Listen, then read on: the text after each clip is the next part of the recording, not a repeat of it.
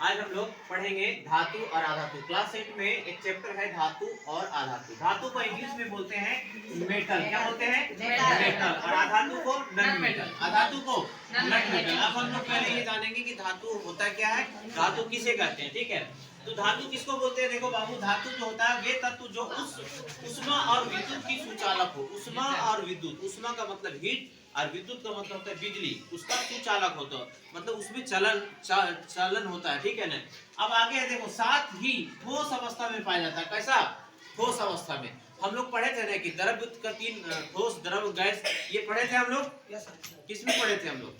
पदार्थ की अवस्थाएं तीन होता है, ठोस, द्रव, गैस। तो उसमें देखो धातु जो होता है हमेशा कौन अवस्था में पाया जाता है?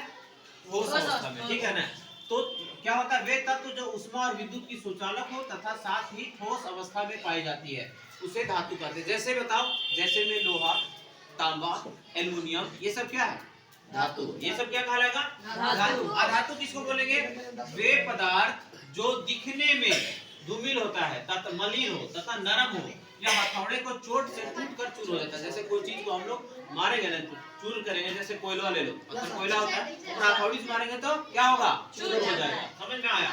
साथ ही उष्मा तथा विद्युत का क्या होता है? कुचालक होता है। कुचालक किसको बोलते हैं? इसमें विद्युत का धारा प्रवाहित नहीं होता, और जिसमें विद्युत धारा प्रवाहित होता है उसको सुचालक होता है। जिसमें नहीं होता है विद्युत धारा प्रवाहित, उसको क्या बोलेंगे? कुचालक।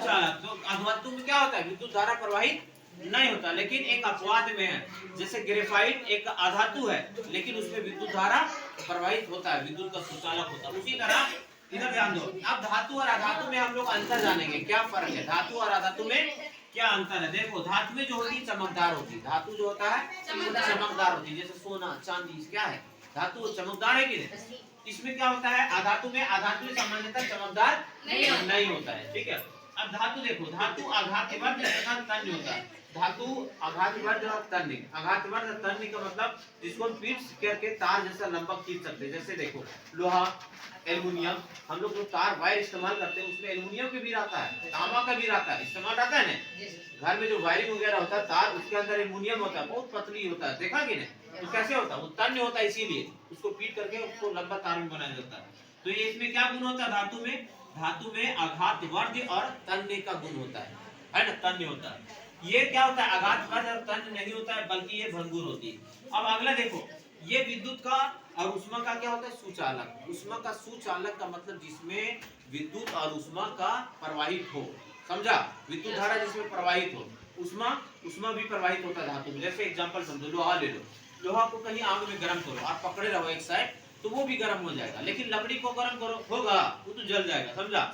तो क्या होता है?